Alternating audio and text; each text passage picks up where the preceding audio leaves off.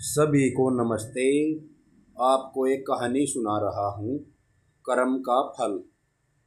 एक बार देवर्षि नारद और महर्षि अंगिरा कहीं जा रहे थे, तो उन्होंने रास्ते में एक मिठाई की दुकान को देखा, जिसके बाहर जूठी पतलों का ढेर लगा हुआ था। यह देखकर एक कुत्ता जूठन खाने के लिए आता है और पतलों में मुंह मारने लग जाता है।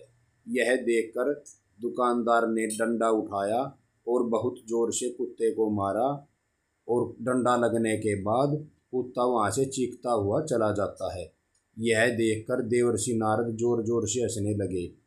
महर्षि अंगिरा जी नारद जी की ऐसी हरकत देखकर हैरान हो जाते हैं और पूछने लगते हैं, देवर्षि नारद जी, ऐसा क्या हुआ कि आपको हंसी आ गई?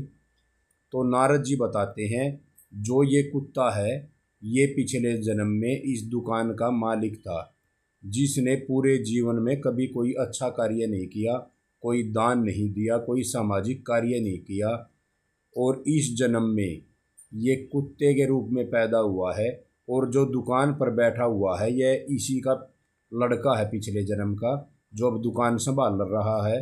और अब इसके कर्म में जूठन तक नसीब नहीं हो रही, क्योंकि ये सब कर्म के कारण है। इसलिए आप सभी से निवेदन है, अच्छे कर्म करें, अच्छे कर्म का फल अवश्य मिलता है। अच्छी जगह दान हो या कोई और सामाजिक कार्य हो, हमेशा बढ़ चढ़ कर उसमें भाग लेना चाहिए और अच्छे कर्म करो। मान लो गलती से भी कोई कर्म खराब हो जाता है, तो उसमें सुधार अवश्य करना चाहिए, ताकि अगला जन्म अच्छा मिले।